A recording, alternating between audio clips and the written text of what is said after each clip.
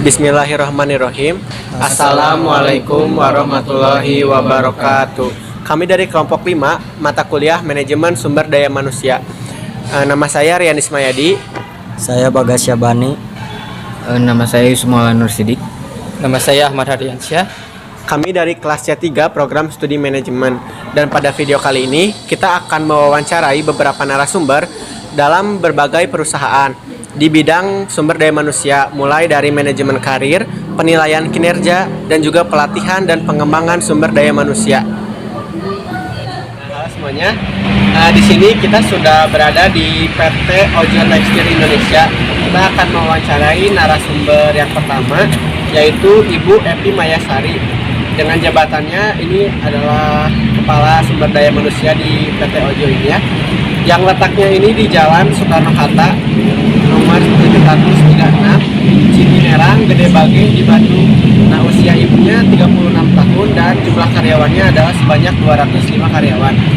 Nah, inilah hasil wawancara dari kami.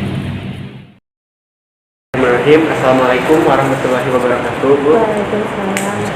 Kami dari mahasiswa STI STM di Bandung, Bu, semester 3. Mungkin perkenalan dulu ya, nama saya Rian Ismayadi, nama ini Yusuf, Bagas, Dan saya Ahmad.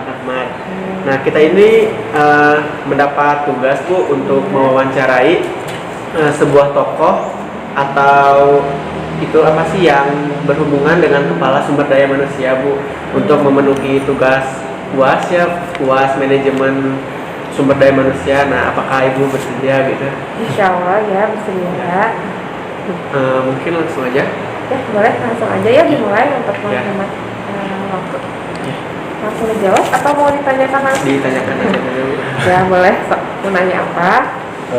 Kalau yang pertama, kami mau menanyakan sudut pandang Ibu terhadap manajemen karir di perusahaan ini. Apakah manajemen karir itu penting bagi seorang karyawan? Ya penting banget ya kalau untuk manajemen karir sebagai karyawan, karena kan saya juga di sini karyawan ya. Kenapa itu penting? Karena kan kita nggak mau dong disamain sama karyawan baru, ya kan? Kita bilang udah kerja 2 tahun, tapi ada karyawan masuk baru sama gitu, kan pasti nggak mau ya. Tentu keahliannya juga berbeda antara karyawan baru dengan karyawan lama. Karyawan lama pasti udah terlatih, sudah banyak ilmu, udah pengalaman, beda dengan karyawan baru. Nah, untuk jenjang karir sendiri itu diperlukan untuk pertama penyesuaian gaji, penyesuaian fasilitas yang kita dapatkan dari perusahaan. Misalkan di perusahaan itu ada golongan-golongan ya, grade, biasanya 1 sampai dengan 3 sampai dengan 6. Biasanya itu kalau untuk jenjang karir itu menaikkan grade atau menaikkan untuk gaji ya, jenjang karirnya, atau dengan itu kan untuk secara tidak perubahan jabatan tapi dengan grade ya. Kalau jenjang karir yang lebih baik lagi adalah kita naik jabatannya, misalkan dari staff menjadi supervisor, dari supervisor menjadi manajer menjadi kepala. Itu pentingnya dari situ. Dan itu kan memang fasilitasnya juga berbeda ya, untuk setiap jenjang jabatannya itu pasti berbeda, dan apa yang kita dapatkan dari perusahaan benefitnya juga berbeda. Itu penting banget. Kalau misalkan kita kerja di perusahaan yang tidak ada jenjang karirnya, pasti monoton tuh, ya tidak ada motivasi kita untuk jadi lebih baik. Biasanya untuk karyawan yang memang suka dengan tantangan gitu ya, pasti mencari perusahaan yang ada jenjang karirnya. Jadi menurut saya itu penting. Nah, ini saya juga mau nanya nih, kalau boleh tahu program apa saja sih di perusahaan Ibu itu untuk mendukung manajemen karir ini? Biasanya kami ada mengadakan suatu pelatihan untuk keahlian-keahlian tertentu. Karena kami ini kan perusahaannya perusahaan tekstil ya, biasanya lebih keahlian dari lapangan. Pertama, untuk mengoperasikan forklift. Forklift itu kan tidak sembarangan orang bisa ya, bisa menyetir, belum tentu bisa menyetir forklift, karena itu kan kita bawa barang gitu. Nah, itu biasanya kita mengadakan pelatihan yang diadakan dari di Snaker apa yayasan ketiga. Yayasan ketiganya itu mengadakan pelatihan untuk keahlian. Nanti kita daftarkan orang-orang yang kita akan ikut untuk pelatihannya, untuk pengembangan keahlian, nanti setelah didaftarkan mereka ikut untuk pelatihan, dapat sertifikat.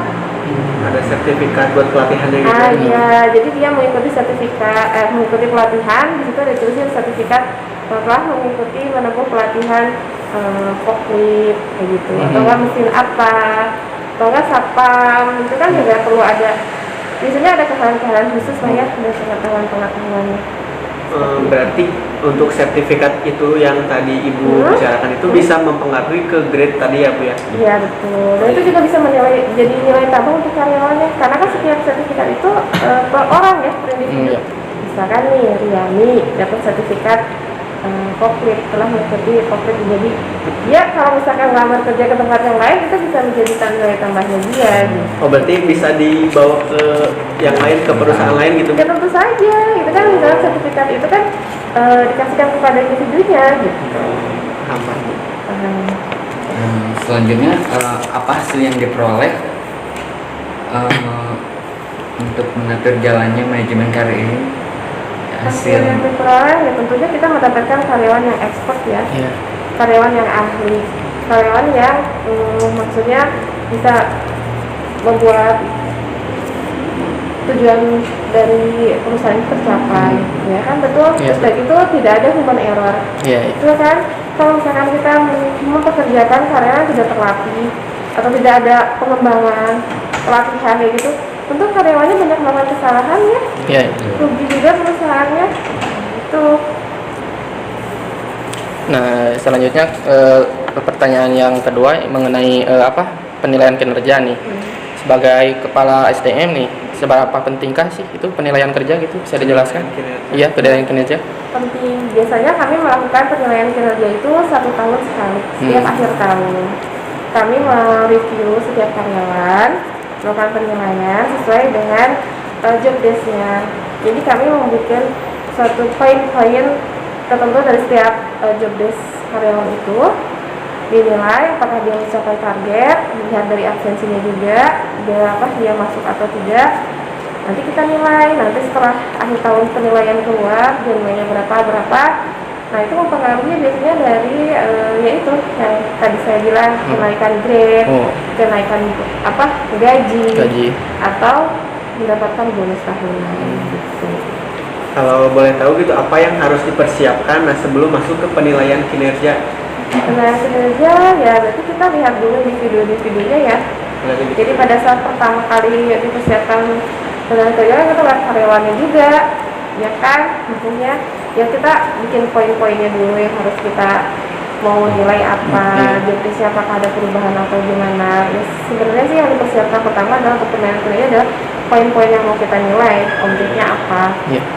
Sebagai pertimbangannya gitu ya. Dan pertimbangannya, jadi si poin yang kita mau nilai itu apa, dari jobdesknya itu apakah dia tercapai targetnya, misalkan marketing penjualannya tercapainya 1 tahun gitu.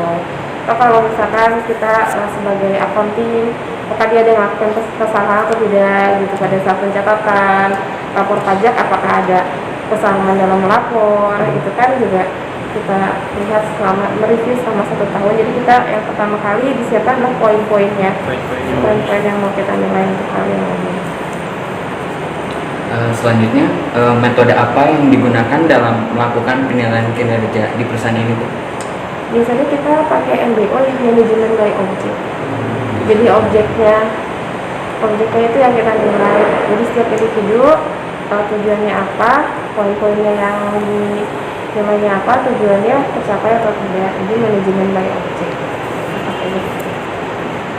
Untuk selanjutnya Bu, ketika sudah dilakukan penilaian kinerja kan pasti menghasilkan 2 karyawannya, 2 kategori karyawan. Ada karyawan yang kinerjanya itu baik dan karyawan yang kinerjanya itu kurang baik gitu Bu. Kalau untuk karyawan yang kinerjanya kurang baik, tindakan perusahaan selanjutnya apa yang dilakukan?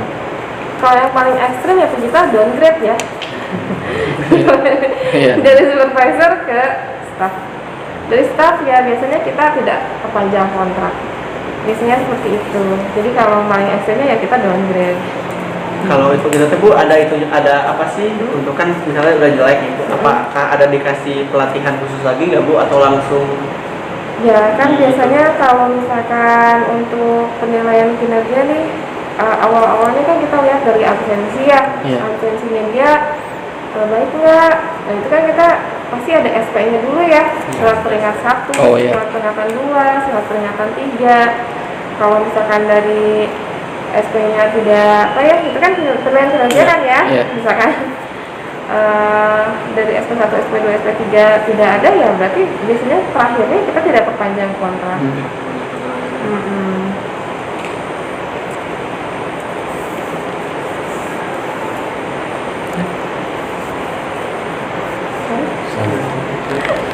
Untuk selanjutnya, apakah pelatihan dan pengembangan menjadi hal penting? Ya penting untuk karyawan, untuk perusahaan juga penting karena di sini juga ya ada tadi seperti lihat ya ada yang lewat ya itu bukan orang sini, itu orang Korea. Jadi biasanya kalau misalkan dia banyak tahu tentang mesin, jadi dia mentransferkan ilmu tentang mesin-mesinnya. Jadi kita selain dapat pelatihan dari luar yang tadi saya bilang pakai pihak ketiga mengikuti pelatihan yayasan, kita juga ada sumber daya dari luar negerinya, PMA-nya, apa sih namanya, tenaga asing. Oh iya, tenaga. Iya. Nah, kalau dalam proses pelatihan dan pengembangan yang tadi, nah kira-kira faktor apa sih yang perlu diperhatikan gitu? Faktor untuk proses pelatihan dan pengembangannya. Ya sebenarnya pertama adalah kalau untuk pelatihan itu ya waktu, dana, fasilitas, sarana dan prasarana. Karena kan kalau untuk pelatihan itu membutuhkan waktu yang ya lumayan ya. Kalau misalkan kita mau melatih seorang accounting pajak, berarti kita harus menyewa konsultan pajak. Konsultan pajaknya di sewa untuk mengajarkan atau mengikuti seminar pajak. Terus kalau untuk bagian yang mesin-mesin yang tadi seperti saya tahu ya, biasanya Disnaker yang memberikan suatu pelatihan, dia mereka ada yayasannya juga. Nah kita biasanya dapat informasi-informasi gitu. Yang pertama yang harus itu kan ya faktor apa saja untuk pengembangan. Yang pertama waktu, dananya, sarana, prasarana, dan karyawannya juga kan pada saat mengikuti pelatihan berarti dia kosong ya, harus ada penggantinya juga gitu. Kalau untuk tahapannya Bu, apakah ada tahapannya gitu ketika si karyawan tersebut melakukan proses pelatihan dan pengembangan? Tahapan apa saja yang ditempuh oleh karyawan tersebut? Biasanya sih karyawannya kita dapat referensi juga ya dari supervisornya, misalkan nih dia mau ikutin pelatihan, atau kita lihat dulu program-program dari selama pelatihannya gitu ya. Ada program untuk pengembangan ini. Nah kita sosialisasikan ke karyawan siapa yang mau ikutan. Yang mau ikutan maksudnya kita lihat juga penilaian dari si supervisornya ya, dia mau ikutan nggak gitu, yang mana orangnya gitu, dan mana orangnya didaftarkan, nanti kita ikutkan. Ya, seperti itu. Kalau untuk supervisor sendiri sih biasanya langsung ke tenaga asingnya gitu. Untuk selanjutnya kan tadi ada kata Ibu ada pelatihan nih. Ya. Dari aspek apa saja gitu yang dilihat bila karyawan itu sudah bisa disebut berkembang atau terlatih gitu? Ya pertama ya tidak ada kesalahan ya. Iya. Ya maksudnya kesalahannya itu cuma errornya. Iya, tidak ada. Lebih minim gitu ya. Terus tujuan dari si perusahaan itu tercapai. Yang pertama kan kayak misalkan kita ya kalau saya sih di sini ya karena memang yang harus ahlinya itu adalah dari di sini susah ya dari yang bisa mengendarai forklift. Itu kalau misalkan tidak ahli itu bisa jatuh gitu sih. Ini yang barang-barang yang dibawa itu padahal di sini kan barang-barang itu banyak kan yang berat ya. Itu nggak bisa dibawa pakai tangan gitu ya, itu harus pakai alat. Terus dari gitu juga pada saat yang karena kita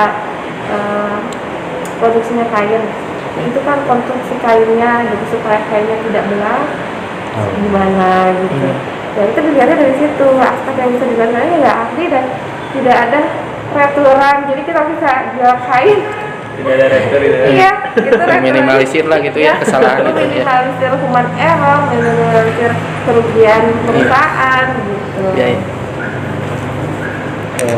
pertanyaan selanjutnya Bu masih berhubungan yang tadi saya tanyakan, kan ketika si karyawan tersebut udah melakukan pelatihan dan pengembangan lalu melakukan manajemen karir, terus pas udah dinilai, kan kalau yang tadi ditanyakan karyawan yang berkinerja buruk, kalau sekarang jika karyawan tersebut berkinerja sangat baik, kan itu menjadi sebuah aset ya bagi perusahaan sendiri. Terus tiba-tiba kalau karyawan tersebut pindah gitu Bu, ke ke perusahaan Itu banyak loh yang kompetitor gitu. Gimana? Ya biasanya kan pada saat dia mengundurkan diri, kita tanya ya, kenapa nih mau mengundurkan diri. Kalau misalkan alasannya, jarang sih ada karyawan bilang, Pak saya mau pindah gitu. Paling Kita menurut tahu-tahu udah dia udah kerja di sana gitu ya kan. Biasanya kalau misalnya pada saat dia mengundurkan diri, kita tanya dulu alasannya apa. Kalau misalkannya dia, oh saya ada tawaran kerja di sana. Kadang-kadang ada juga kan ya yang bilang gitu. Ada tawaran kerja di sana. Oh kamu di sana jadinya ditawarin berapa? Biasanya gitu ya. Segini misalkan. Ya udah deh kamu jangan pindah. Saya kenaikin deh gaji kamu segitu. Biasanya sih tawarin gitu. Tapi kalau misalkan orangnya memang tidak, maksudnya ya banyak gini-gini deh, udah gitu ya sudah lah, jangan makan lagi ya tidak apa-apa. Biasanya ya udah keluar aja dilepaskan. Itu ya resiko perusahaan juga ya. Setelah kita melakukan pelatihan, setelah melakukan ada sertifikat dan segala macam, kita mengeluarkan biaya, ternyata dia keluar, ya resiko perusahaan sih. Tapi kan memang yang namanya perusahaan itu kan berkembang ya. Tapi kan ada lagi karyawan yang lebih baik. Nanti ada pelatihan, itu memang suatu program perusahaan sih yang untuk melakukan pelatihan dan pengembangan kepada karyawan ya. Yang mau diapakan lagi kalau misalkan itu ya sudah lah, tidak apa-apa. Gak bisa itu aja. Iya, nggak bisa ini. Nah mungkin ini untuk pertanyaan yang terakhir nih, kan tadi itu kita udah membahas ya Bu mengenai manajemen karir, terus penilaian kinerja, terus ada juga pelatihan pengembangan sumber daya manusia. Nah kira-kira apa sih pesan gitu dari Ibu kepada mahasiswa kita gitu ya, khususnya umumnya buat yang lain juga yang nantinya juga akan terjun gitu ke dunia kerja, mungkin ke perusahaan-perusahaan gitu. Nah apa sih yang harus dipersiapkan gitu, terus sikap apa gitu yang harus kita kuasai gitu buat kedepannya, buat bekalnya gitu. Kalau saya pribadi ya, ini kan maksudnya karena saya memang sudah berpengalaman, sudah tua, yang harus dipersiapkan dari pertama pada saat kita mau terjun atau sekalian sebagai mahasiswa nih. Kan sekarang sebagai mahasiswa ya belajar dengan giat ya, karena setiap ilmu yang kita dapat di perusahaan kita anggap cuman bukan perusahaan ya, di kampus gitu. Ini cuma ngafalin, besoknya lupa lagi. Pada saat di dunia kerja itu insya Allah kepake banget. Dan oh iya nih, ini waktu pas saya belajar di kampus, saya belajar ini ternyata ada di perusahaan. Jadi kalau misalkan saya pribadi sih ya belajar yang tekun. Yang kedua ya cobalah untuk memulai pekerjaan. Apakah kalian mau berdagang, apa kalian mau membantu keluarga, misalkan apa, itu bisa menjadi nilai plus untuk kalian sebagai mahasiswa mulai kecil. Tetap semangat, karena pada saat kita di dunia kerja perubahan itu sangat cepat. Jadi kalau misalnya kita udah dari sekarang sudah mempunyai suatu pengalaman gitu ya, insya Allah kepake gitu. Pada saat kalian sudah lulus, yang pertama kali yang harus kalian punya adalah mental ya. Mental dan ikhlas ya. Kalian agamanya apa? Muslim? Semua? Ya kalau saya bilang sih harus pertama yang harus kalian itu ya dari ilmu agama dulu ya. Ilmu agamanya diperkuat. Karena apa? Karena di dunia kerja itu kalau kita nggak punya iman yang kuat ya, bisa ke bawah-bawah, kadang emosi dan segala macamnya gitu. Iya, kalau saya sih lebih ke karena saya sudah sudah pengalaman, ternyata ilmu agama itu yang paling utama yang harus kita perkuat lah gitu. Karena kan kita nanti balik lagi juga kemana sih? Kita kerja gak mungkin dong di dunia terus ya. Kita harus memikirkan ke akhirat. Jadi yang pertama kali kalau saya pesankan sih, lebih ke ilmu agama, dan nanti pada saat kita sudah punya ilmu agama, pada saat kerja tuh enak Iya. banget. Dunia kerja itu lumayan ya, agak keras gitu. Iya. Ya jangankan lah di dunia ya, kalian juga di dunia kerja sekarang aja mahasiswa seperti apa sih? Iya. Gak ya, apalagi dunia kerja. Nah, dunia kerja itu kadang-kadang ya gitu yang tadi saya bilang, karir. Ada orang yang culas gimana coba? Iya. Ya, karirnya nggak naik-naik, bener? Iya. Situ-situ terus ya, Wei. Iya, nggak naik-naik karena memang ada orang yang memang saya pengen di sini. Padahal ini 2 kandidat nih ya, adalah yang melakukan kecurangan yang di belakang. Gitu. Jadi ya punya kerjaan Iya, persaingan yang tidak itu. tidak sehat. Iya, tidak sehat. Tidak sehat ya. Wadah. Iya.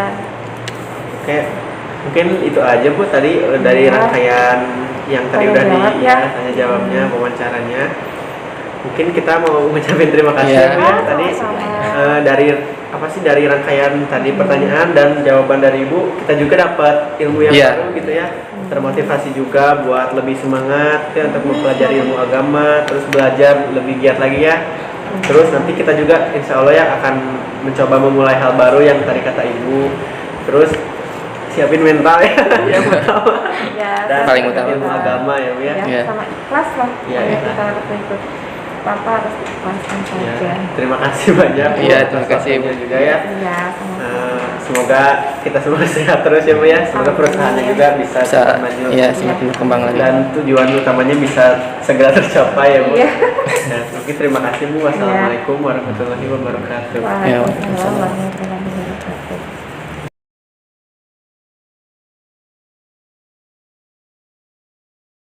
Halo semuanya, di sini kita sudah berada di tempat narasumber yang kedua, yaitu Ibu Siska Andriani dengan jabatan Human Resource bagian administrasi. Nah, di sini kita di Hotel Riau di Jalan LLRE Marta Dinata nomor 56 Bandung. Usia ibunya 32 tahun dengan total jumlah karyawan sebanyak 40. Nah, dari inilah hasil wawancara narasumber yang kedua. Nah, baik, bismillahirrahmanirrahim. Assalamualaikum warahmatullahi wabarakatuh, Bu. Kita dari mahasiswa STI STMI Bandung, kebetulan semester 3 kita kan ada tugas wawancara nih ya Bu, kepada seorang kepala sumber daya manusia di dalam sebuah perusahaan. Nah, kebetulan kan Ibu ya. Nah, sebelumnya mungkin kita perkenalan dulu ya Bu. Nama saya Rian. Nama saya Ahmad. Nama saya Yusuf, saya Bagas. Ya, di sini kita masih semester 3 Ibu. Nah, kita dapat tugas kan untuk mewawancarai Ibu. Nah, apakah Ibu siap? Oh, boleh? Oke, kita langsung mulai aja ya. Untuk pertanyaan pertama Bu mengenai manajemen karir. Menurut sudut pandang Ibu, apakah manajemen karir itu penting bagi seorang karyawan?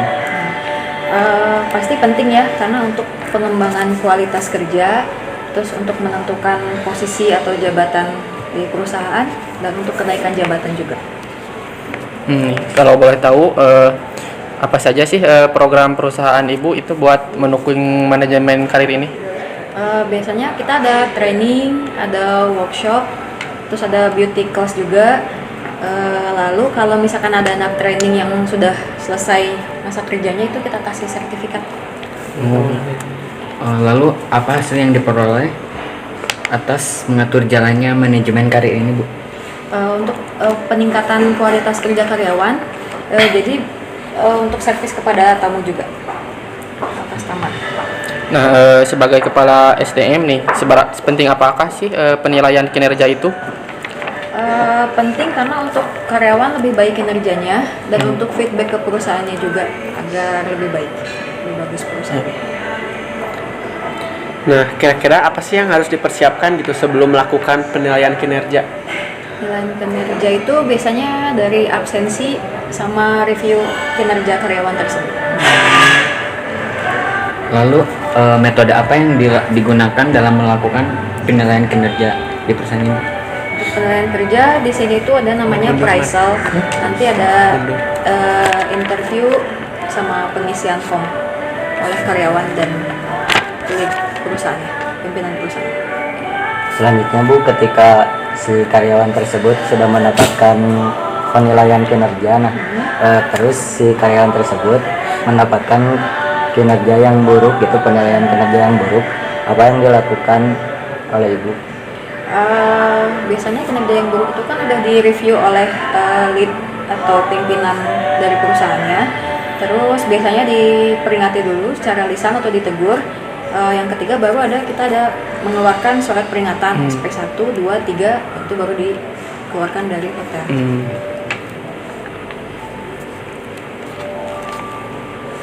Selanjutnya, apakah pelatihan dan pengembangan menjadi hal yang penting bagi karyawan di perusahaan ini, Bu? Penting untuk meminimalisir kesalahan kerja karena di perusahaan atau di hotel ini kan harus zero mistake, jadi nggak boleh ada kesalahan. Nah, kemudian dalam proses pelatihan dan pengembangan, faktor apa aja sih yang harus diperhatikan gitu? Faktor-faktor dalam proses pelatihannya. Pelatihannya itu kita dari waktu, terus untuk fasilitas juga, dan untuk dana biasanya. Pendanaan biayanya, Dana Ibu. biayanya disiapkan. Selanjutnya nih, aspek apa saja sih yang dilihat itu bila karyawan sudah bisa disebut berkembang atau terlatih? Disebut terlatih atau berkembang, dianya kompeten dalam kerjanya, profesional, sama di sini tuh ada target. Jadi jika dia selesai target, Pencapaiannya gitu ya. pencapaian. Oh iya. Untuk selanjutnya Bu, jika karyawan tersebut sudah bisa dikatakan berkembang dan terlatih, lalu tiba-tiba ia pindah ke perusahaan kompetitor lainnya gitu, apa yang dilakukan oleh Ibu selaku kepala SDM? Sebenarnya kita nggak ada masalah sih, karena kan itu juga untuk pengembangan karir karyawan tersebut juga. Jika karyawan tersebut mendapatkan tawaran kerja di perusahaan yang lebih baik, jadi kita sih nggak ada masalah. Asal sesuai dengan ketentuan aja. Oke, kan tadi udah dibahas ya Bu mengenai manajemen karir, penilaian kinerja, juga pelatihan dan pengembangan sumber daya manusia. Nah, kira-kira nih Bu, pesan apa gitu yang bisa Ibu kasih kepada kita, khususnya mahasiswa gitu kita, atau umumnya buat mahasiswa di luaran yang nantinya akan terjun gitu ke dunia kerja. Nah, apa sih yang harus dipersiapkan atau apa sikap yang harus dikuasai gitu oleh seorang mahasiswa yang nantinya bakal terjun ke dunia kerja gitu? Yang pasti dua sih, fisik sama mental. Fisik itu kita harus sehat ya, karena kita kan nggak tahu perusahaan tersebut kerjanya gimana dari segi jam waktu kerjanya ya. Jam kerja. harus bisa menyesuaikan fisik kitanya sama mental, karena kita harus belajar banyak ilmunya segala macam, jadi mentalnya juga harus karena Kuat, kan ya. kita juga dengan staff-staff lain ya bekerjanya, jadi harus siapin mental. Jadi kayak teamwork juga ya, Ya. gitu, Ya. soft skillnya harus Ya, diperkuat ya Bu. betul. Oke, mungkin tadi itu aja ya yang bisa kita ambil. Paling buat mahasiswa kedepannya paling harus dua aspeknya, dari sikap maupun mental ya. Ya. Dan kita juga harus mempertebal soft skill kita ya, jadi biar kuat, Betul. daya saingnya tinggi juga gitu. Iya. Nah, baik, terima kasih mungkin ya Bu ya atas waktunya. Semoga Ibu sehat terus ya. Amin. Oke, baik, terima kasih. Wassalamualaikum warahmatullahi wabarakatuh. Waalaikumsalam.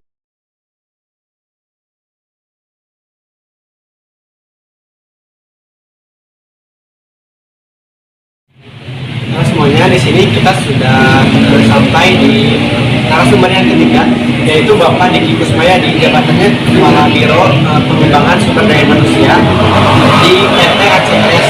Alamatnya kan di Jalan Dubah Patara, Jakarta Selatan. Nah, cuman karena beliau sedang ada di Bandung, jadi kita bertemu untuk berjanjian di warung abnormal di kafe. Usianya 34 tahun dan jumlah karyawannya sebanyak 40. Nah, inilah hasil wawancara dari kami dengan Bapak Diki Kusmayadi. Ya. Mulai. Bismillahirrahmanirrahim. Assalamualaikum warahmatullahi wabarakatuh. Pak, sebelumnya kita mau perkenalan dulu gitu. Kita dari mahasiswa STISN di Bandung, jurusan manajemen semester 3. Nah, kita kan dapat tugas wawancara mengenai tokoh atau pelaku dalam sebuah perusahaan. Posisinya itu tentang sumber daya manusia ya Pak. Nah, sebelumnya kita mau perkenalan dulu ya. Nama saya Rian. Nama saya Saya Bakalas. Nama saya Ahmad. Nah, kita akan mewawancarai Bapak beberapa pertanyaan gitu. Bapak siap? Siap. Salam. Bismillah ya. Oke, kita mulai Pak ya. Enggak. Sambil santai aja ya. Ya, siap Pak. Untuk pertanyaan pertama mengenai manajemen karir, Pak. Ya. Bagaimana menurut sudut pandang Bapak mengenai manajemen karir? Apakah manajemen karir itu penting bagi karyawan? Ya, baik. Baik, terima kasih sebelumnya teman-teman mahasiswa dari STI STMB ya. Kang Bagas, Kang Ahmad, Kang Yusuf, sama Kang Rian. Dalam kesempatan hari ini sebelumnya saya izin perkenalkan dulu. Nama saya Diki Kusmayadi. Kebetulan posisi di perusahaan saya sebagai kepala biro ya, kepala biro pengembangan, perencanaan dan pengembangan strategi SDM. Jadi itu tugas saya memang betul seperti dari tadi pertama ditanyakan mengenai salah satunya adalah dari career path dan sebagainya termasuk ke pelatihan dan sebagainya. Baik, itu mungkin perkenalan dari saya tadi mengenai tentang manajemen karir ya. Nah, jadi sebelumnya adapun konsep yang digunakan memang sih belum lama di perusahaan saya menggunakan konsep ini sekitar baru jalan 2 tahun. 2 tahun itu apa yang kita gunakan, pendekatan yang kita gunakan sebelum masuk ke tadi pertanyaan mengenai manajemen karir itu sendiri. Jadi dari kami itu menggunakan metode yang disebut dengan kompetensi based people management (CBPM). Kalau enggak biasanya dikenal dengan istilah kompetensi based human resources management. Nah, maksudnya apa CBHRM itu atau CBPM itu? Nah, maksudnya adalah di mana itu merupakan suatu pola pendekatan di dalam membangun suatu manajemen sumber daya manusia itu sendiri. Pendekatannya melalui apa? Melalui kompetensi masing-masing individu yang terlibat di perusahaan itu sendiri. Nah, tujuannya agar apa sih? Hal ini dimaksudkan juga agar perusahaan itu dapat meningkatkan kualitas dari SDM itu sendiri, termasuk dimulai dari career path tadi. Jadi dari sini ketika memang sudah kompetensinya jelas, ukurannya jelas, kita bisa melakukan karir yang jelas. Path analisis seperti apa? Apakah yang bersangkutan layak untuk dipromosikan? Apakah yang bersangkutan hanya bisa dirotasikan? Artinya dalam level yang sama cuman pindah tukar ke yang lain. Nah, tukeran. Atau misalkan dia harus dimutasikan, atau misalkan sampai terpaitnya itu dia harus didemosikan karena dia tidak layak dalam kompetensi tersebut. Nah, di mana hal tersebut mempunyai alat ukurnya masing-masing. Ya, di mana di sini pun kita tidak bisa serta-merta menyamakan semua elemen dalam satu metode. Jadi biasanya kalau kami sendiri dalam level low management basisnya itu kita kompetensi teknis 80% teknis, 20% soft skill ya. Nah, dari situ kita naik lagi. Yang kedua adalah ke supervisor, middle management, assistant manager dan sebagainya. Itu 50-50. 50%-nya apa? 50% teknis, kita bekali teknis. 50% itu adalah soft skill-nya. Semakin ke atas, teknisnya hanya 20%. Nah, soft skill-nya itu yang dibanyakin 80%. Karena fokusnya adalah untuk mengambil keputusan, merencanakan satu program, jauhnya sampai ke strategic manajemen ini seperti apa gitu. Nah, maka dari situ manajemen karir yang terbentuk itu sangat penting sekali untuk menunjang apa? Kelangsungan hidup daripada perusahaan itu sendiri. Jangan. Yang kedua adalah kelangsungan dari apa? Dari SDM itu sendiri. Kelangsungan dalam sisi apa? Jadi dia tidak monoton dan dia tidak stuck di sisi itu saja. Ya.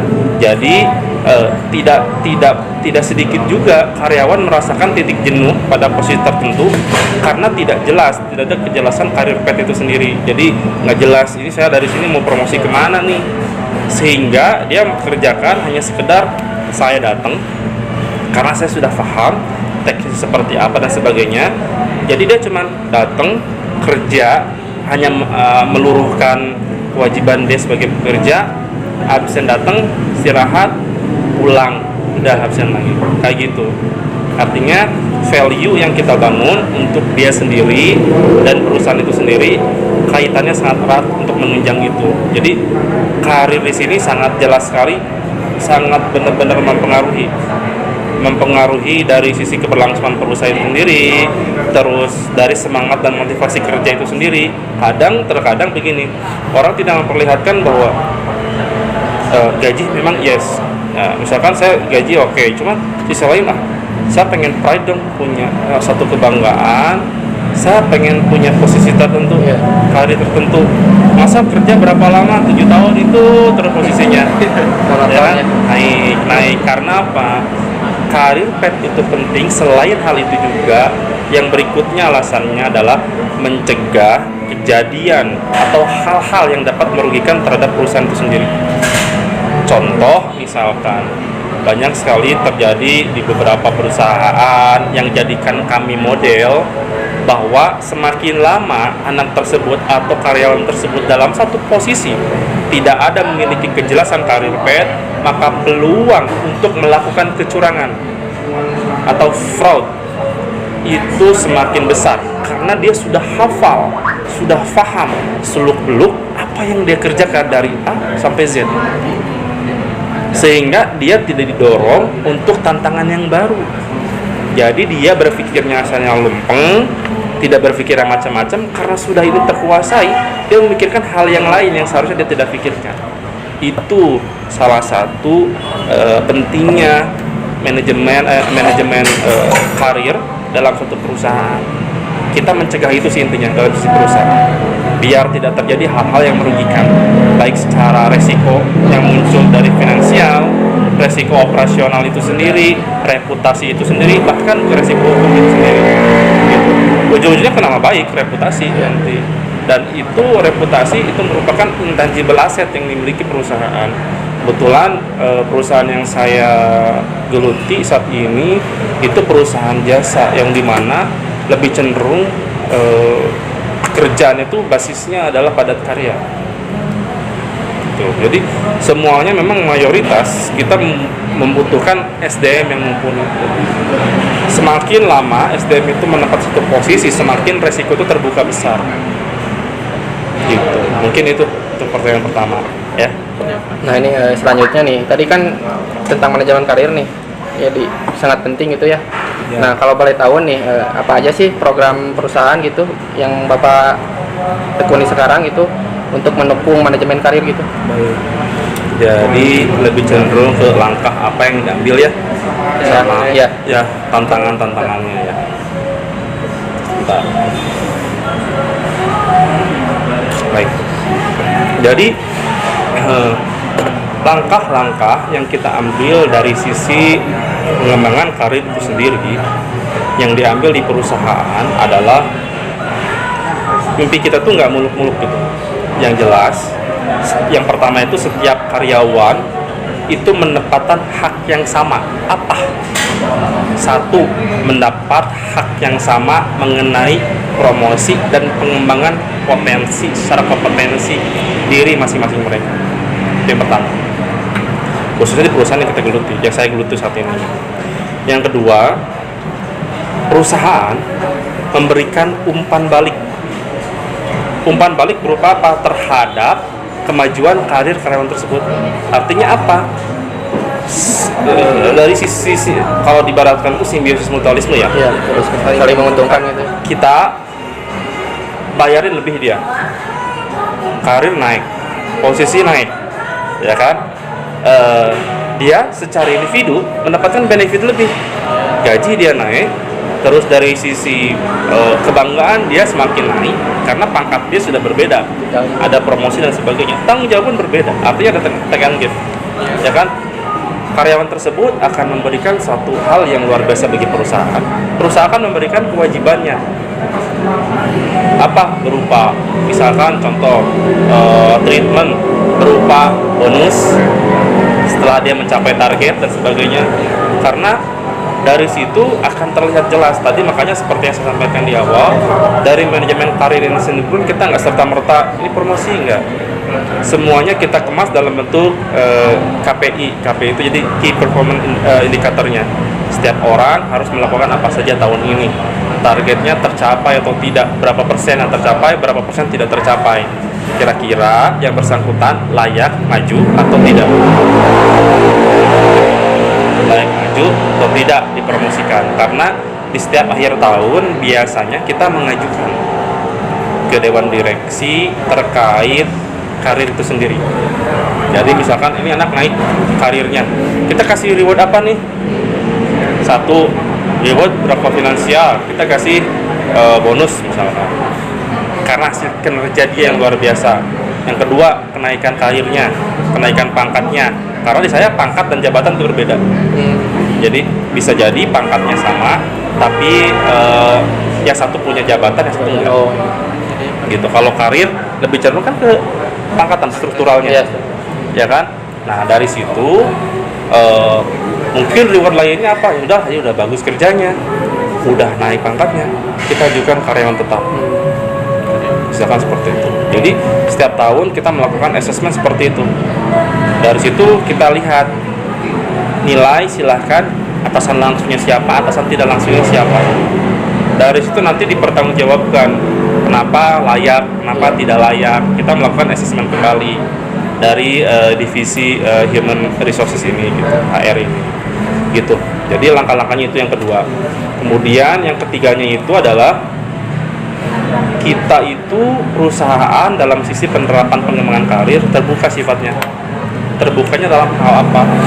Artinya kalau misalkan kita membuka salah satu karir tertentu, ini ada peluang untuk menjadi supervisor misalkan. Kita terbuka, syarat apa saja sih yang harus dipenuhi? Harus bagaimana sih yang memenuhi kualifikasi itu? Kualifikasinya apa saja? Nah kayak gitu.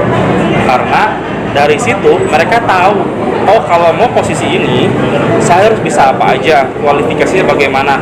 Sebelum dia apply untuk mengajukan assessment, dia udah nyadar diri dulu, saya layak enggak, gitu.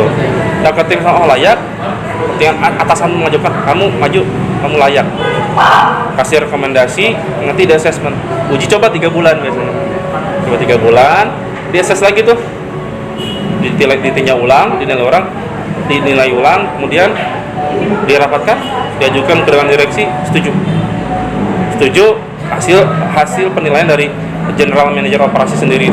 Jadi kan bawahan itu ke General Manager Operation diteruskan ke HR oke, dari atasan langsung sudah setuju dengan kualifikasi begini, berarti saya ajukan ke dewan direksi, kayak gitu.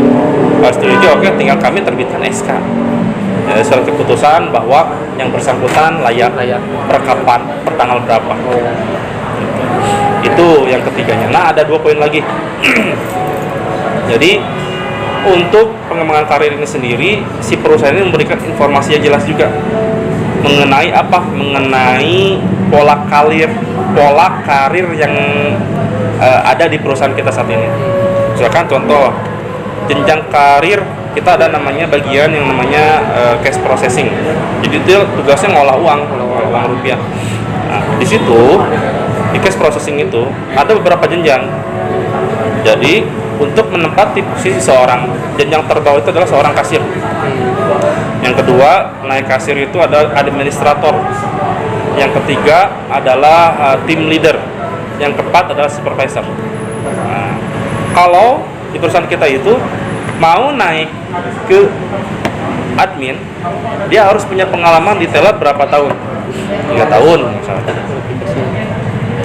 Dan dia juga ditinjau KPI selama dia menjadi seorang kasir terpenuhi apa enggak, gradingnya gimana, gitu, nilainya masuk apa enggak. Kalau masuk dilihat. Selain dari kompetensi teknis itu, dilihat juga dari non teknisnya, attitude dia kayak gimana, kehadiran dia seperti apa, banyak mangkir apa enggak. Walaupun dia bagus tapi secara kehadiran kurang bagus, itu kita akan kaji ulang, yakin. Karena apa? Nanti berdampak secara sistematis. Karena apa? Itu akan dijadikan contoh ketika kita nanti mempromosikan dia. Role model itu yang dijadikan contoh bawahannya. Atasan saya seperti itu, masa saya nggak bisa seperti itu. Nah, jadi yang di bawah itu benar-benar dia adalah pelaku. Pelaku artinya atasan saja begini, misalkan. Yang baik dia tiru yang baik. Tapi kalau kita sudah nyati contoh yang nggak baik, itu akan nular semuanya. Ya, seperti itu. Makanya benar-benar pola dari karir yang ada kita di perusahaan ini harus benar-benar kita jaga ketat. Karena kita nggak sembarang memberikan satu posisi dengan pertimbangan teknis dan non teknis. Karena apa? Sifatnya adalah kita tadi bisa dikatakan ini posisi yang sentral dan perusahaan posisinya sentral. Karena memang hubungannya langsung dengan klien dan sebagainya, langsung mengelola asetnya klien, itu yang menjadikan kita harus hati-hati menentukan satu posisi atau satu orang. Nah, kemudian selain itu juga dalam penerapan karir atau pengembangan karir itu sendiri, tadi kan kita udah ngasih informasi, ya kan? Terus karir seperti apa? Terus kita kasih kesempatan, kasih informasi dan sebagainya. Yang terakhir, kita kasih kepada mereka, kita bantu mereka agar mereka mampu menganalisis diri sendiri. Maksudnya apa? Jadi kita itu yang menentukan karir sebetulnya hakikinya mereka sendiri. Jadi kita sekarang ada satu aplikasi untuk level terbawah. Itu yang teknisnya bagus, itu ketahuan secara sistem. Jadi ketika saya misalkan menunjukkan satu posisi, itu nggak usah nanya orang, saya tarik data pribadi saya, performance saya kayak gimana, ketahuan. Dari situ ketahuan, wah ternyata saya kurang bagus di sininya, ketahuan. Dan itu basisnya data, bukan katanya. Benar-benar sistem itu menggambarkan pekerjaan yang dia lakukan sehari-hari, hitungannya dalam satuan detik. Tadi misalkan orang ini misalkan ngangkat tas, kita hitung targetnya satu tas itu terangkat berapa detik, dihitung tuh nanti, itu sudah by system dihitung. Jadi nggak bisa akal-akalan lagi. Nah dari situ barulah dasarnya kita menentukan anak ini layak, anak ini tidak layak, memenuhi atau tidak gitu. Nah sebelum dilakukan yang saat ini kita lakukan, awalnya kita nggak seperti itu. Jadi supervisor hitung tuh di kertas, banyak banget kertas-kertas yang terkadang itu menjadikan tidak objektif, ya kan? Tidak objektif karena kan sudah lelah. Mending kalau satu bawahannya banyak puluhan, ratusan, gimana ya kan? Kalau satu tim leader aja bisa membawahi sekitar 10 sampai 15 orang, belum supervisor, ya kan? Udah membawahi leader, membawahi admin, ya kan? Nah gitu. Nah jadi akhirnya kita buat dalam bentuk sistem yang itu sudah tidak bisa diotak-atik dan itu mutlak. Yang menentukan dia bagus apa enggaknya adalah dia sendiri. Di situ kita berikan tools untuk yuk analisis sendiri, Anda layak atau tidak. Termasuk nanti untuk perpanjangan kontrak seperti itu. Jadi nanti HR itu tinggal tarik data, straight, ya, tarik data dari sisi data ke HRD-nya, kehadiran, terus pelanggaran yang dilakukan. Dari sisi data teknis di operasi, dia teknisnya bagaimana? Nah, attitude-nya seperti apa itu? Nah, attitude itu langsung dari supervisor atau misalkan atasan langsungnya seorang keluar itu adalah leader, tim leader yang menentukan, atasan tidak langsung supervisor. Nah, gap yang itu hanya bisa didongkrak sama mereka 10% dari 100% bobotnya. Artinya apa? Walaupun itu bisa didongkrak 10%, itu mentok sama 10 dari 100 nilainya. Ya, sisanya gedenya di mana? Di kompetensi teknis itu untuk level-level terendah. Jadi kalau misalkan dibantu 10% full, itu tetap nggak bisa karena yang tergede bobotnya ada di kompetensi teknis. Pengurangnya juga lumayan dari sisi kehadiran dan sebagainya. Nah itu jadi pengurang juga. Makanya walaupun digedein di situ, jadi nah kenapa kita buat seperti itu agar apa? kita nggak mau hal-hal terjadi seperti misalkan penilaian ini hanya berdasarkan kedekatan. Saya dekat dengan Kang Ahmad, karena Kang Ahmad dekat dengan saya ataskan Kang Ahmad, misalkan tenang aman, saya gedein nilainya, kontrak panjang 1 tahun misalkan seperti itu. Nah saat ini nggak bisa seperti itu. Sebelumnya kita seperti itu, cuman setelah dirubah itu sudah tidak berlaku lagi, tidak kelihatan, dan itu langsung ke dewan direksi, anak ini bagus apa enggaknya, karena bisa ditarik datanya secara online, tarik gitu modelnya. Jadi untuk konsep seperti itu yang menjadi memang concern kita saat ini. Kita memang masih terus berbenah dalam artian untuk menjadi yang lebih baik. Kita selalu berbenah agar apa terus, karena sifatnya yang namanya di SDM terus berkembang, apalagi manusia berkembang terus, teknologi berkembang, kita tidak bisa menggunakan metode yang sama untuk satu generasi berbeda-beda. Nah itu nanti kita kaji yang tepatnya seperti apa, nanti kita uji dulu kita layak apa tidak. Nah sebelum kita difinalisasikan, kita ujikan dulu, tarik sampel dulu dari populasi sekian, kira-kira berapa, nanti ada feedback dan sebagainya, perbaiki, sudah sempurna kita ujikan lagi, kalau sudah tidak ada masalah dan layak diujikan, kita baru sebarkan finalisasi. Biasanya gitu sih. Ya, itu 5 poin tadi. Selanjutnya Pak, apa hasil yang diperoleh Bapak selaku orang yang mengatur jalannya manajemen karir ini Pak? Ya. Yang pertama yang diperoleh manfaat daripada perusahaan itu sendiri, yang diperoleh dari si perusahaannya. Yang pertama, merasakan efektivitas yang luar biasa. Karena apa? Kita tahu posisi orang, kita menempatkan orang yang tepat. Nah, sehingga dari posisi tersebut yang memang benar-benar masuk itu adalah orang-orang yang layak menempati posisi itu gitu. Nah, selain itu juga imbas itu banyak. Imbasnya seperti apa? Saya bayar yang saya promosikan dan tepat orangnya, efektivitas itu akan berbiasa ke bawahannya. Artinya apa? Nanti berpengaruh terhadap kegiatan operasionalnya, efektivitas pekerjaannya. Semakin efektif, biaya yang dikeluarkan semakin kecil. Artinya apa? Dari sisi perusahaan bisa kita kurangin kos tuh. Semakin efektif, karena kan kita sudah ada KPI-nya. Sekian harus berapa, ini berapa. Itu semakin tertata rapi. Yang kita supervisi juga, yang melakukan supervisinya bagus. Karena sudah by sistem, tidak hanya mengandalkan orang. Itu sudah mulai tertata. Nanti ternyata before afternya kelihatan. Sebelum dan sesudah dilakukan itu. Nah, sebelum kita melakukan itu gapnya jauh banget. Sekarang sudah kita melakukan yang kita 2 tahun ini luar biasa gitu. Dan uniknya adalah ini manfaatnya buat si karyawan juga.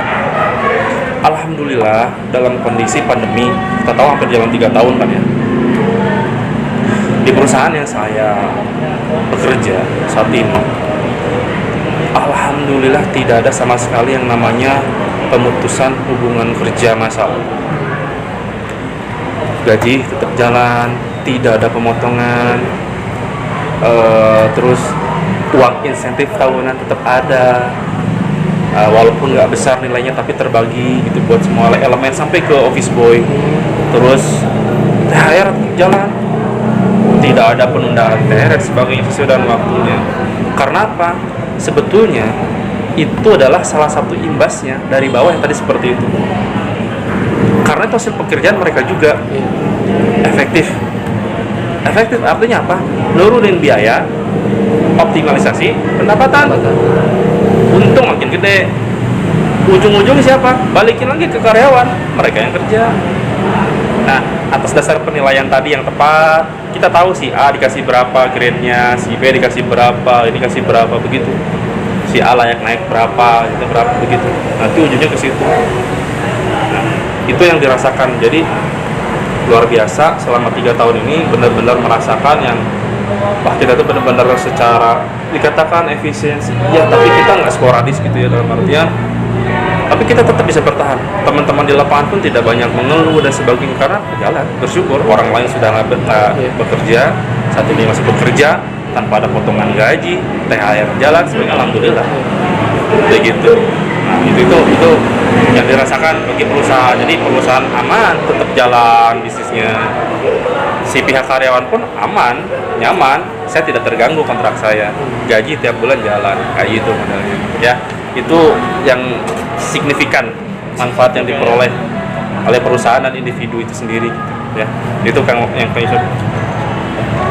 Mungkin kan tadi kan tentang manajemen karir nih ya, Ya. tadi membahas ini. Nah selanjutnya ini ada apa tentang penilaian kinerja. ya. Sebagai kepala SDM nih, sepenting apakah sih penilaian kinerja itu gitu? Ya, baik. Tadi seperti yang telah saya singgung bahwa penilaian kinerja ini adalah sangat penting kita lakukan. Karena semakin baik penilaian kinerja yang kita lakukan, semakin mudah dari kita, dari sisi SDM-nya, mengatur mana yang layak dijadikan suksesor ke depannya, penerus, mana yang bisa dijadikan sebagai orang pemikir, nausis, sebagainya. Kita tahu karir path-nya nanti. Jadi setiap orang itu beda-beda. Ini dia karirnya nanti ke sini arahnya ke sini. Karena dari hasil penilaian tersebut, dia kelebihannya di sini, kekurangannya di sini. Si B kelebihannya di sini, kekurangannya di sini. Analoginya kira-kira seperti ini misalnya.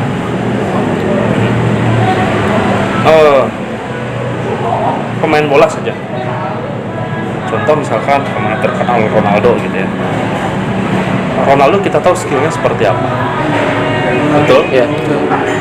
Dia winger, second striker, ya enggak? Nah, kemampuan dia menonjol di sisi itu, betul? Ya. Kemampuan yang menonjol di sisi itu. Kalau dia suruh kiper back, ada kemampuan, tapi tidak optimal, betul? Nah, jadi yang kita lakukan saat ini, kita bidik berdasarkan dia memiliki kekhasan, memiliki kekhususan. Sebenarnya dia optimalnya di mana? Kita akan tempatkan orang tersebut di tempat yang paling optimal. Gitu. Kan kalau dulu kita menempatkan dia kelemahannya di sini, kita taruh yang tempat kelemahan dia. Nah, kita justru dengan perjalanan bisnis yang saya alami di perusahaan itu adalah itu akan semakin memberatkan kondisi yang ada. Karena apa? Itu perlu proses. Memang betul niat di awal itu bagus, biar dia sempurna. Ya, biar dia sempurna dalam artian kekurangan dia bisa dipenuhi oleh dia sendiri, ditambah oleh dia sendiri. Nah, tapi faktanya itu butuh proses yang lama. Misalkan orang A keahliannya tadi misalkan jadi second striker Ronaldo, dipasangin jadi center back, betul nggak? Kira-kira kan center back misalkan 4-4-2, di tengah kan 2, bener nggak? Ronaldo dikasih jadi center back, yang kerja keras siapa? Yang satunya sebagai center back murni, betul kan? Center back ini selain dia harus menjalankan tugas dia sebagai center back, dia harus ngasih tahu Ronaldo kalau ada bola kayak gini ya. Di satuannya bersamaan dia harus mengerjakan yang sama, satu yang sama, harus mendampingi dia juga. Sedangkan secara pertandingan ini terus bergulir. Kira-kira optimal nggak? Tidak. Kurang optimal. Nah, itu prosesnya. Nah, ditutupinya dengan apa sebetulnya? Dari manajemen karir yang ada, kita akan mengumpulkan orang dalam satu bagian dengan memiliki kekurangan dan kelebihannya masing-masing. Kita misalkan bertim berlima nih, di mana kelebihan ini menutupi kekurangan masing-masing. Nah, kalau kita biasa bekerja dengan tim, jadi kekurangan yang dimiliki oleh saya bisa ditutupi sama Kang Ahmad, Saling menutupi. betul. Artinya apa? Dari situ kita akan saling belajar, ternyata begitu, tanpa mengesampingkan apa tugas dan tanggung jawab saya yang utama.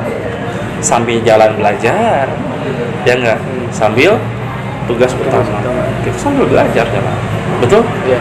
Kayak gitu konsepnya secara ini. Jadi Nah, ya gimana? kalau kan tadi tentang penilaian kinerja ya. Nah, apa sih yang harus disiapkan gitu sebelum melakukan penilaiannya itu, Pak? Ya, baik.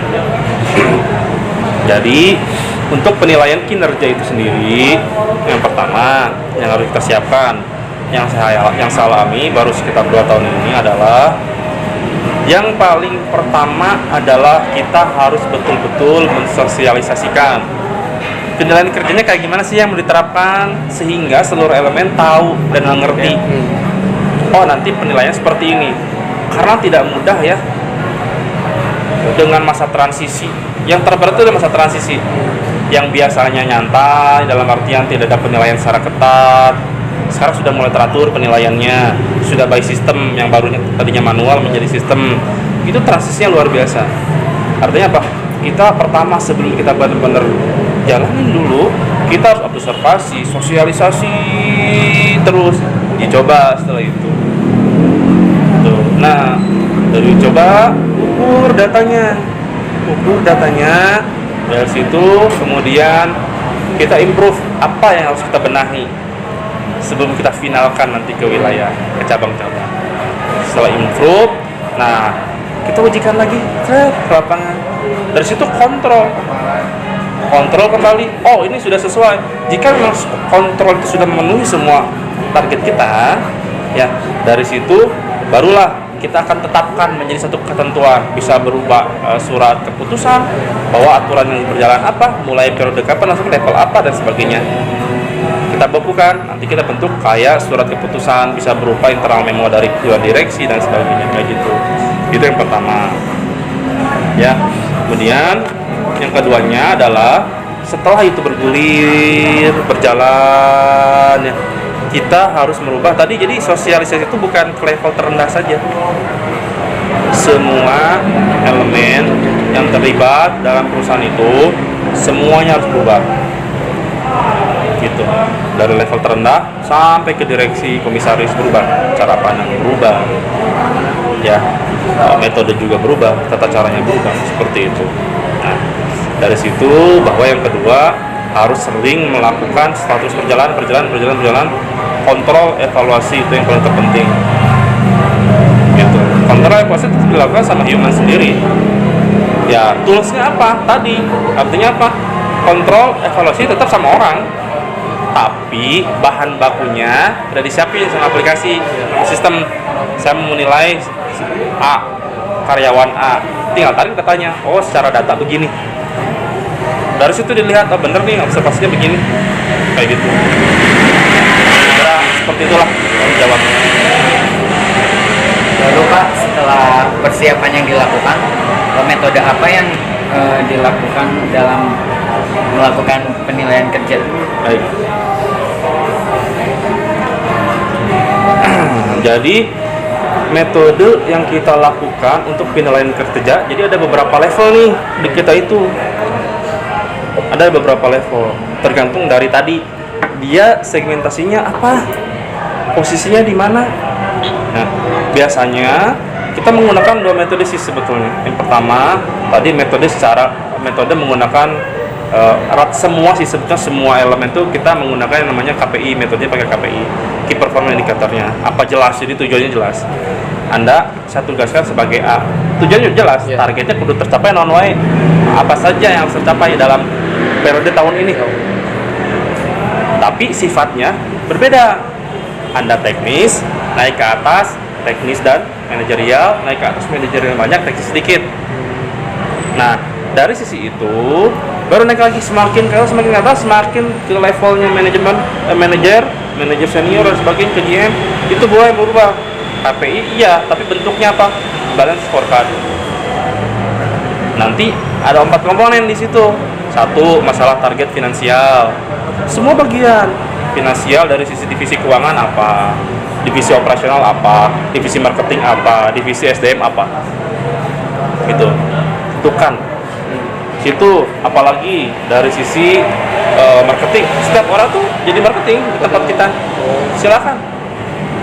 Gitu. Saya punya channel gini, apa? Kira-kira ada peluang nggak kalau misalkan kita nggak mau ada jadi KPI di situ, jangan diisi. Gitu.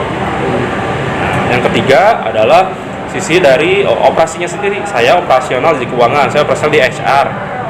target operasi saya apa aja, saya harus selesaikan apa aja gitu. Semakin ke atas sifatnya semakin strategis jangka panjang. Kalau di bawah tuh sifatnya taktis jangka pendek, pencapaian saat ini gitu. Kalau yang di atas makin panjang, ini mau di mana karena sifatnya ini ibaratnya satu perahu yang kita kemudikan saat ini mau diarahkan kemana, tujuan kita kemana, ini udah sesuai belum dengan tujuan kita, sesuai dengan jalurnya apa enggak, jangan kita nyasar kayak gitu. Jadi model-model seperti itu. Jadi kita sih kalau level atas kita menggunakan balance scorecard ya, itu strategik. Kalau yang bawah sebenarnya semuanya bentuknya KPI, nanti turunannya ke KPI gitu. Kita pakai KPI, key performance indicatornya itu sih gitu. Mungkin itu. Selanjutnya Pak, ketika sudah dilakukan penilaian kan akan terlihat dua kriteria karyawan. Ya. Ada kriteria karyawan yang penilaian kinerjanya itu baik dan ada yang kurang baik. Ya. Apa tindakan yang Bapak lakukan sendiri ketika mendapatkan karyawan yang hasil penilaian kinerjanya itu kurang baik, Pak? Ya, sebentar. Kebetulan saya ada bahannya terkait itu. Jadi ada beberapa posisi yang memang tadi kasusnya ke situ. Sebentar ya.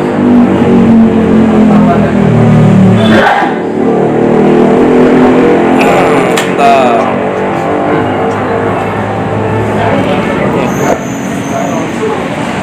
Jadi dari penilaian kinerja itu sendiri, lihat, ini yang kami buat.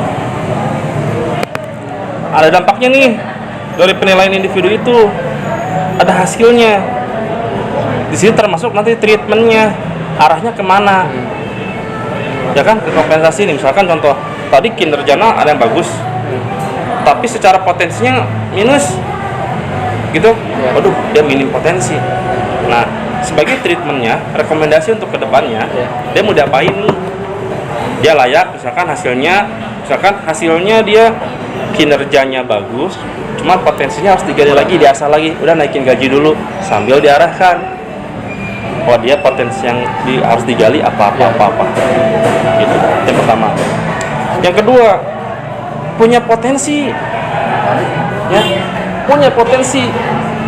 Tapi secara kinerja atau kompetensinya goreng, butut ya. Dia butuhnya apa di sini? Kita rekomendasikan sebagai pengembangan sumber daya sendiri. Ini anak butuh coaching. Kita sekolahin, kita trainingin, gitu. Mungkin dia kinerja dia rendah, bukan dia nggak bisa. Nah, bisa jadi ada hal yang menjadi hambatan dia yang kita nggak tahu. Gitu, ya. Contoh misalkan, ada yang menggunakan kacamata untuk seorang level misalkan kasir. Sebenarnya secara potensi dia memiliki potensi, tapi kinerja dia selalu tidak memenuhi standar yang ditentukan oleh perusahaan. Kenapa? Masalahnya ada di kacamata dia, bukan dia tidak memiliki kompetensi. Yang seharusnya orang yang normal itu dia cepet gitu ya, dan dia bisa membedakan dengan pandangan dia saja, dia bisa membedakan mana uang yang meragukan, mana yang uang tidak meragukan, yang asli apa yang nggak asli, itu ketahuan. Karena dia menggunakan kacamata, dia lemah. Verifikasi satu persatu. Sebenarnya dia tidak memiliki potensi. Nah, dari situ kita kaji, dia perlu pengembangan SDM. Artinya bisa jadi di posisi itu dia tidak cocok. Kira-kira opsi pengembangan SDM-nya kemana dia nih? Arahnya udah, dia komputer bagus, secara konsep matang, potensinya bagus, kita arahkan menjadi seorang administrator atau pendataan, administrasi. Itu lebih optimal kerjanya, cocok posisinya kayak gitu. Nah, yang ketiga, misalkan kinerjanya bagus, potensinya bagus, ini nih calon pimpinan, calon yang dipromosikan. Kita arahnya adalah promosi. Gitu. Karena apa? Di sini kan pemicu juga, udah makin kinerjanya bagus, ya kan? Potensinya punya. Terus ada tempat kita, Anda mau belajar apa saja misalkan, dia punya potensi bagus, kinerjanya bagus. Sekarang kan belajar ini ya, itu difasilitasi saat pembelajaran, tidak dibatasi kamu harus ini terus, enggak. Terpatok gitu. Setelah udah beres satu, udah paham, udah hatam lah kalau Al-Quran itu, udah hatam. Sekarang kamu belajar ini. Sekarang kamu belajar ini. Karena apa? Itu nanti dipersiapkan jangka panjang untuk suksesor ke depannya, penerus. Kayak gitu. Itu sebagai contohnya. Jadi ada 3 kejadian nih. Dari kinerja sama potensi itu beda sendiri. Ya. Itu, Kang. Silakan. Selanjutnya Pak, mengenai di sini kan ada pelatihan dan pengembangan. Ya. Apakah hal tersebut menjadi hal terpenting bagi karyawan di perusahaan? Pelatihan dan pengembangan itu sendiri itu sangat memang erat kaitannya ya. Kalau di kita sendiri dari sisi pendidikan dan pelatihan itu adalah salah satu poin yang terpenting dalam pengembangan kompetensi karyawan itu sendiri. Karena apa? Untuk pekerjaan yang ada dalam perusahaan saya itu membutuhkan skill khusus. Di mana kalau anak baru yang masuk mau D3, S1 maupun SMA sekalipun masuk nggak langsung bisa. Harus ada training dulu. Dan karena kita diatur oleh regulator, itu orang yang menempati satu posisi misalkan kasir, itu wajib ada sertifikasinya. Nggak serta-merta sampai megang uang proses. Ada kelayakan. Dia setidaknya mampu membedakan tadi analisis uang meragukan, palsu apa enggak. Itu ada sekolah, ada trainingnya. Nah, dari situ makanya sangat penting sekali gitu. Karena apa? Tujuan perusahaan ada di situ. Karena kalau itu sampai tidak terpenuhi, tadi imbasnya akan luar biasa. Bisa terjadi akibatnya dari sisi material maupun imaterial. Materialnya apa? Kelolosan. Karena apa? Setiap orang meragukan yang lolos dan lari ke Bank Indonesia, kita dendanya 1 lembar itu 10 kali. Lolos nih ditemuin sama regulator 50.000 misalkan, kali 10 500.000 denda.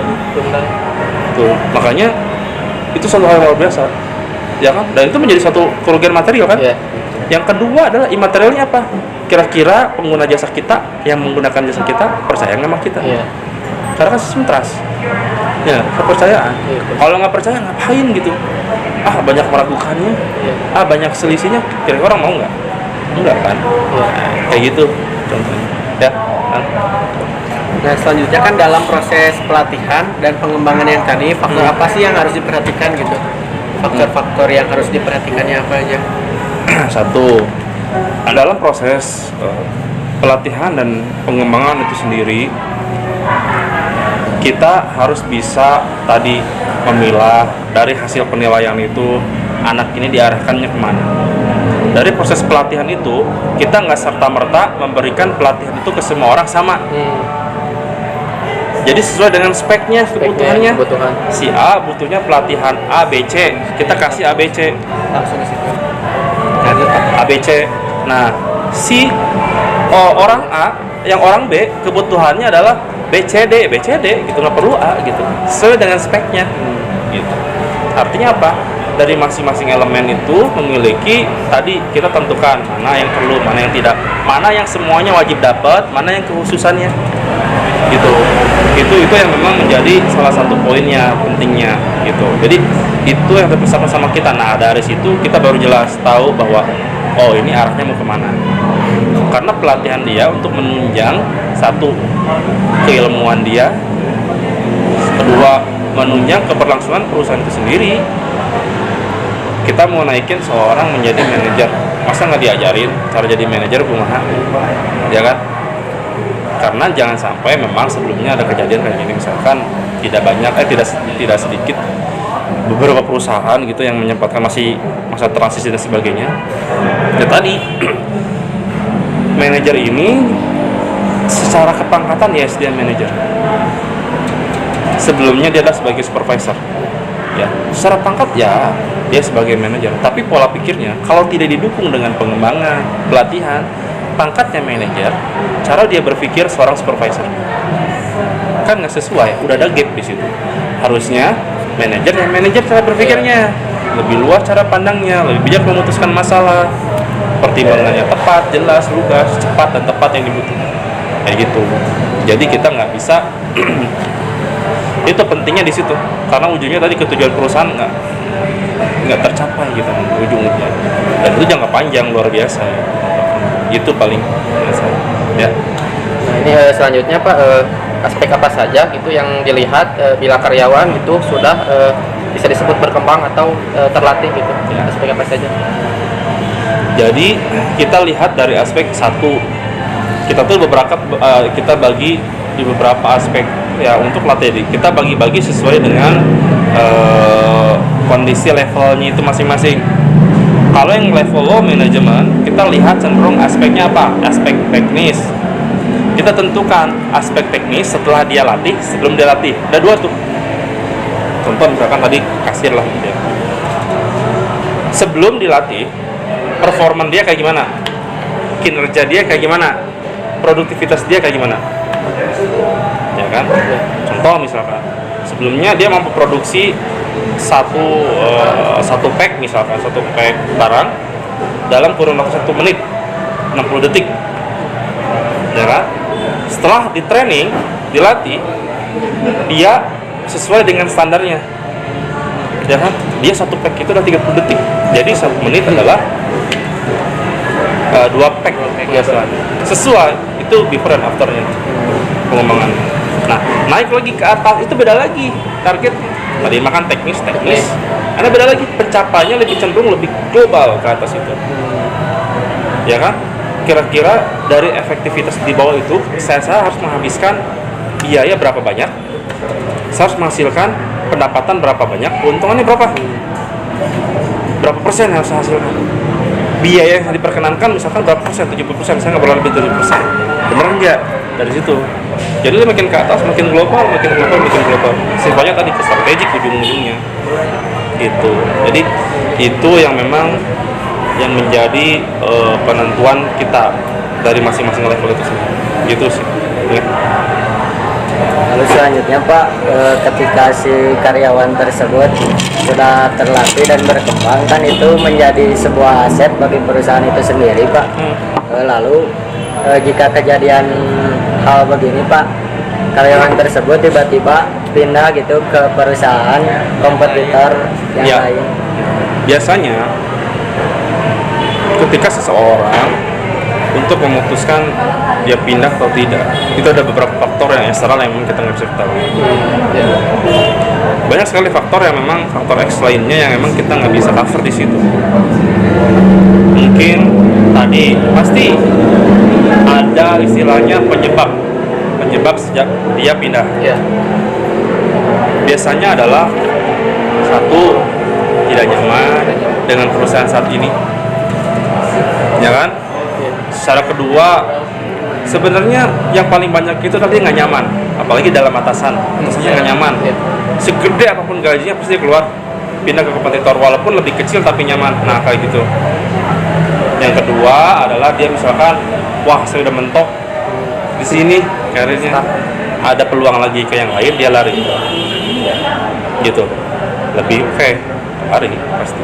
Nah makanya dengan konsep yang sedang kita jalankan saat ini itu, kita mencegah hal-hal seperti itu. Itu bukan tidak terjadi di perusahaan, terjadi gitu, terjadi, dan itu kita jadikan pelajaran. Salah satunya adalah tadi untuk level terendah saja, di level bawah itu, kenapa kita pelajarin tuh, kita pakai datanya, berapa banyak sih orang yang memiliki kinerja bagus, potensinya bagus, harusnya promosi dia malah keluar. Karena apa? Ada ketidakadilan dan ketidaksesuaian penilaian kinerja. Dia membandingkan, dia kerjanya biasa-biasa aja, saya kerjanya udah luar biasa berdasarkan data kok ini. Nah, dulu itu sebelum kita menggunakan aplikasi yang kita miliki saat ini. Saat ini sudah jelas semuanya, nggak bisa diapa-apain lagi. Yang bagus bagus, yang nggak bagus nggak bagus, gitu. Jadi kita jelas sekali. Nah, kayak gitu sih contohnya. Jadi memang hal tersebut ya pasti terjadi gitu. Apalagi misalkan dia sudah memiliki kualifikasi yang luar biasa ya. Udah disekolahin, memiliki kemampuan yang luar biasa, dia kan sertifikasi yang banyak. Itu pasti orang lain tuh ngincar tuh. Ibaratkan tadi lah, baik lagi pemain bola, kan ada scouting. pas transfer, musim transfer, oh nanti kita akan ajukan si ini untuk direkrut ke tempat kita. Suatu hal yang mungkin sekali terjadi gitu, ibaratkan dibajak lah gitu ya. Nah, itu suatu hal yang mungkin terjadi. Nah itu terjadi ketika tadi dia akan pertimbangkan secara matang. Kalau saya pindah, apa manfaat dan resiko yang harus saya hadapi. Kalau saya tetap di sini, resiko yang didapat apa, manfaatnya apa. Ketika dia bandingkan dua-duanya, manfaat lebih banyak yang satu terjadi di tempat saya kerja, tetap di sini saya bertahan. Walaupun segede apapun gaji di sana, dia pasti akan menolak. Gitu. Nah dari situ, karena kebanyakan yang saya alami adalah tadi, ketika satu ada kejelasan, terus dia benar-benar bisa optimal dan dia menjadi berasa manfaat sebagai manusia di perusahaan tersebut, dia akan benar-benar merasa oh iya. Dan alhamdulillah di perusahaan saya yang saat ini bekerja itu rata-rata karyawan itu betah dan lama karena apa, satu nyaman dalam artian dari sisi finansial ada kejelasan secara kepastian, iya. Walaupun ya tadi misalkan sesuai dengan grade-nya masing-masing. Tapi kenapa dia bertahan secara lama? Karena apa? Kita mencoba satu konsep berpikir kita sebenarnya sederhana. Misalkan contoh perusahaan saya itu memiliki karyawan, misalkan contoh 2.000 karyawan. 2.000 karyawan itu dipekerjakan sama kita. Ya kan? Kita berpikir adalah gimana caranya ada keberkahan dalam rezeki yang kita bagikan terhadap mereka melalui perantara perusahaan ini. Karena apa? Dengan kita memberikan gaji sesuai dengan ketentuan, ya kan? Kita transparan dan sebagainya. Setelah dia mendapatkan gaji, tapi dia menghidupi 2.000 karyawan itu berapa? Saya punya istri, punya anak dua, ngehidupin keluarga, ngehidupin ibu dan bapaknya. Berapa orang yang berdoa? Konsep seperti itu. Artinya apa? Ketika memang perusahaan ini bagus, nyaman ya, nyaman, secara lahiriah nyaman, batiniah nyaman, itu doa yang mengalir semakin gede.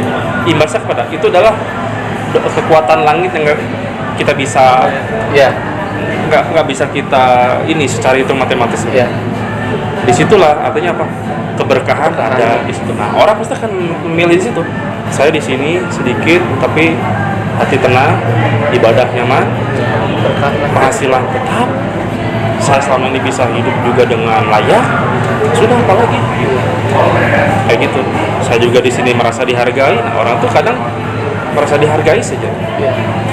Kita mencoba untuk memanusiakan manusia. Nah, jadi apalagi dengan konsep saat ini gitu kan. Sekarang kan sudah high tech. Artinya apa? Teknologi semakin tinggi. Tapi terkadang kita lupa high touch-nya. High touch-nya ke siapa? High touch-nya itu adalah sentuhan yang maksimal ke siapa? Ke human itu sendiri. Ya. Nanti kalau dapat dengan aplikasi, yang namanya teknologi itu ciptaan manusia. Ya kan? Tapi yang namanya manusia, kita harus tingkatkan. Semakin tinggi teknologi, semakin tinggi sentuhan kita terhadap manusia itu sendiri. Gitu. Karena apa? Resiko, peluang semakin canggih itu semakin banyak terjadi kecurangan. Ya kan?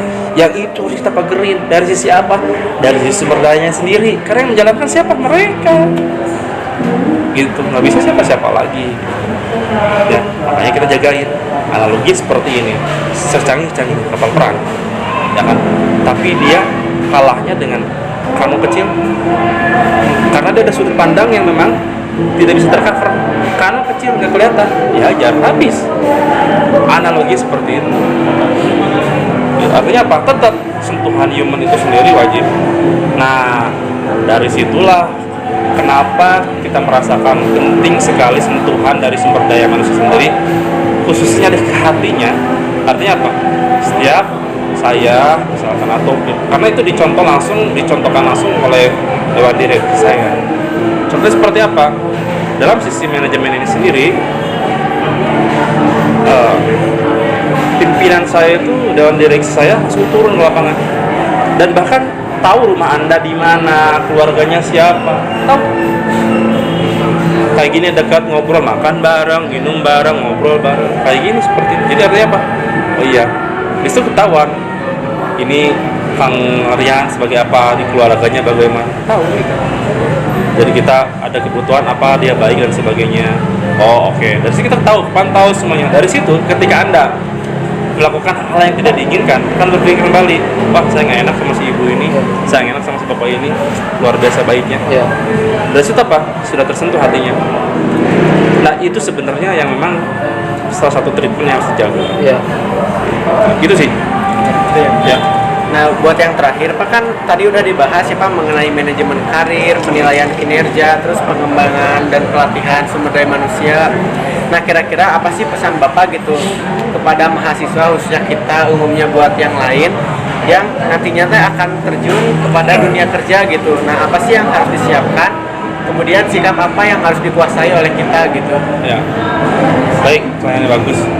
Jadi gini, yang saya alami gitu ya, ketika saya bekerja itu benar-benar random banget, asli random tuh artinya acak Ya. acaknya adalah apa yang kita pelajari itu belum tentu sama. Anda jurusan manajemen, nanti bekerja mungkin bukan di bidang manajemen, ya kan?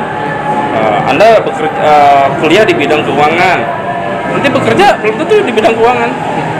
Nah, cuman yang namanya ilmu sifatnya ilmu dunia ya, itu adalah ilmu katon. Maksudnya apa? Itu mudah dipelajari. Anda bisa baca literaturnya, bisa baca dan sebagainya, Anda pelajari, pahami. Tapi yang paling terpenting adalah attitude yang kita miliki. Seperti apa? Contoh kecil, integrity, jujur, itu dibawa-bawa kemana-mana. Orang kalau misalkan udah nggak jujur itu sudah menjadi susah. Sekecil apapun itu sudah selesai.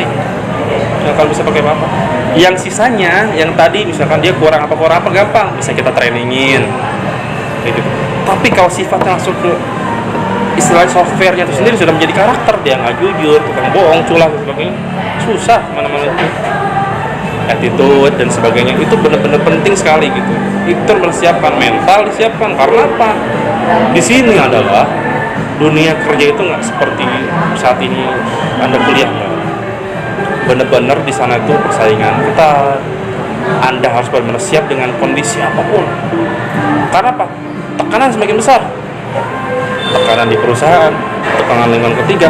Mungkin saat ini Anda bisa masih gabung sama teman-teman. Setelah kerja itu benar-benar fokus dan Anda menyempatkan untuk reuni saja atau bertemu itu sangat sulit. Artinya apa? Di situ Anda bisa mengatur waktunya, ya kan?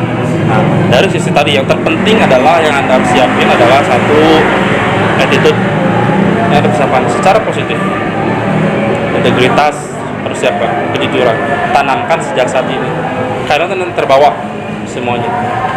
Dan kebanyakan kondisi anak saat ini dengan generasi saat ini, kalau kita kencengin, tatin, kabur dia, kabur. Nah, kita juga nggak bisa setelah memaksakan seperti itu. Artinya apa? Harus ada gaya yang kita berubah. Nggak bisa kayak dulu zaman saya gitu. Nggak bisa zaman dulu orang-orang tua kita. Bener-bener didikannya sensori keras dan sebagainya, nggak bisa dengan anak sekarang. Gitu. Artinya apa? Ada cara kita rubah, gimana caranya dia bertahan, tapi sesuai dengan targetnya dia. Ya, apa? Tapi yang paling utama adalah tadi di zaman apapun tadi benar-benar sisi soft skill yang harus Anda miliki, pribadian yang dimiliki harus benar-benar bagus lah. Yang paling saya rasakan jujur lah, intinya jujur yang paling sulit itu. Jujur, ya. Itu integrity, masuk di dalam itu kejujuran. Kayak gitu, nanti sisanya mah bisa menyesuaikan. Kalau ilmu tambahannya diibaratkan, kita harus tambah misalkan komputer saat ini RAM saya 4 GB, saya mau naikin slot saya masih kosong 1, naikin jadi 8 GB, bisa tinggal tambah aja gitu. Mau nggak nambahnya? Nanti pertanyaan kayak gitu. Tapi kalau kayak kebawaannya sifat karakter itu sulit gitu. Karena apa? Kita nggak bisa merubah mereka, yang merubah mereka adalah mereka sendiri. Gitu. Kita hanya sebagai trigger itu pemicu saja, pemantik saja. Yang mau nyalain apa dia gitu. Yang mau nyalain apa enggaknya dia sendiri, gitu sih. Ya, itu yang terpenting sih generasi sekarang. jangan gampang menyerah oleh PSMR ya. Alhamdulillah Pak udah selesai. Alhamdulillah. Proses wawancaranya semuanya udah terjawab dengan sangat Baik lah, luar biasa sekali. Kita mengucapkan terima kasih banyak ya kepada Sama-sama. Bapak Diki. Semoga Bapak sehat selalu gitu. Amin amin. Terima kasih banyak. Mungkin itu saja ya. Terima kasih. Wassalamualaikum. Waalaikumsalam warahmatullahi wabarakatuh. Terima kasih ya.